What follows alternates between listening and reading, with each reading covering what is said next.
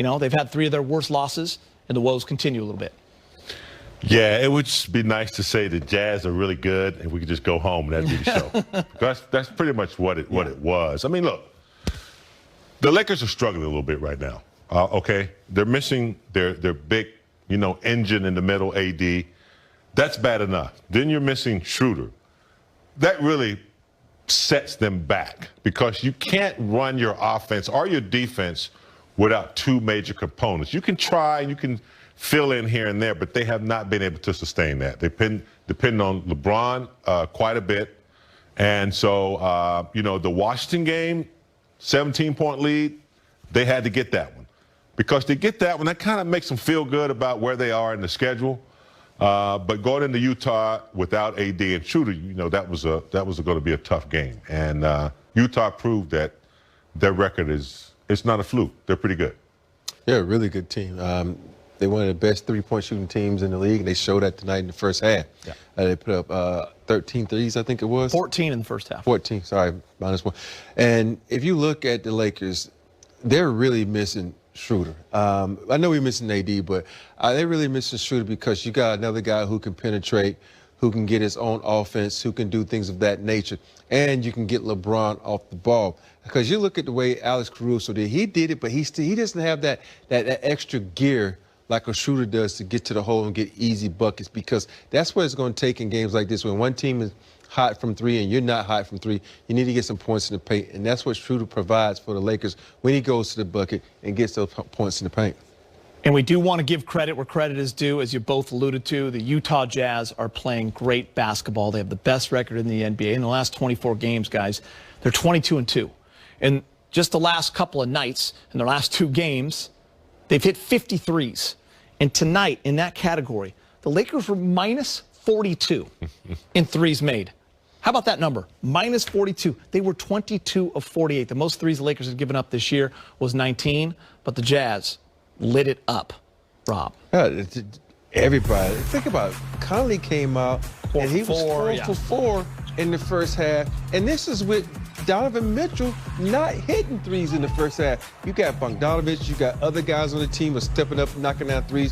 And if you think about it, the Lakers were playing good defense, but sometimes better offense is better than better defense. And so they came out, they was knocking down threes. But what impressed me the most is you watch teams sometimes, but when they play your team, you really watch them. The ball movement, the continuity they had, the precision they had in the offense. When they came off a screen and roll, they attacked. They didn't hesitate or doing those things that guys like to hold a guy up. They attacked over the top to Rudy Gobert or out for a 3. They were precise and sharp. Rob brings up a great point, James. When you look at the ball handlers they have and Donovan Mitchell and the speed that they have, Mike Conley, crafty guys, Jordan Clarkson, they can run high pick and rolls, but they will attack you and they will move the ball. It's a really unselfish team and a great passing team. And that ball moves. They'll skip pass. They'll set back screens, open up a guy on the weak side for 3. They know what they're doing. And listen, we talked about in the pregame show, consistency with your personnel and your coach in Utah is clicking. Well, the one word you just mentioned is coach, because he's been looking at what he needs to do to make this team championship ready. They've always been decent, good regular season team. In comes Conley, takes a little pressure off of Donovan, and so he implemented. Continues, and I know that's a strong word, but when you look at this team, dead last in February in the NBA, and look at them by month. This team was shooting 42%, 13 made per game in December. January, 11.5, shooting 37%. I mean, remember, for a couple of months, they were one of the best Lakers shooting teams we have seen, especially statistically, and a top 3 shooting team in the league. But then February, it has dropped off big time, only making 9 per game and 29%. You look again tonight, 8 for 33, Rob. -42 in that category, just not going to get it done. But I think it stems from a lot of what you talked about. The ball's not moving. Guys aren't as open. Obviously, AD hurts that, Dennis, but that's just the truth. Right now, the offense is just a little stagnant. Yeah, it's a little stagnant, but the threes are contested threes. I remember when this season first started off, we talked about how the threes they were shooting were wide open threes, and they would knock them down. They just weren't relying on the 3 ball. And when you're not doing that, you knocking down those shots and going to the hole and doing things of that nature. So you look at the three-point percentage. It's great. Then it's fallen off because the shots have become a little bit sketchy.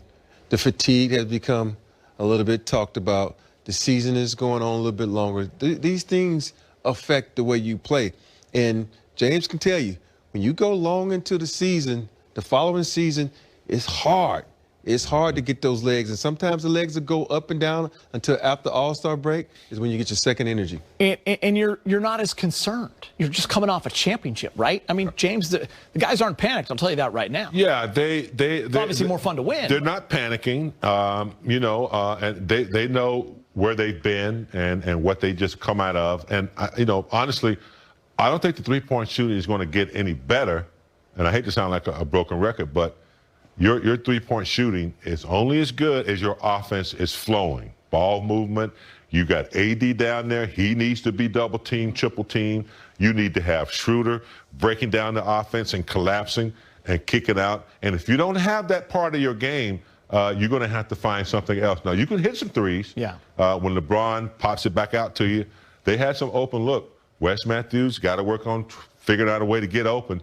But they're not double-teaming anybody but LeBron. So, yeah, they're not going to get open threes because when you kick it out to you, the defensive man is right there. He's not coming from 10 feet. So he's got to figure out a way. And, until he can break down the defense somehow, run those plays that Rob was talking about, those curl plays, they got to find a way to get twos and free throws because the threes aren't flowing because nobody's double-teaming anybody. Remind Laker Nation, we are not panicking one bit. We're just talking about where this team is in the moment. Right, Rob? Or are you panicking a little bit? I'm panicking.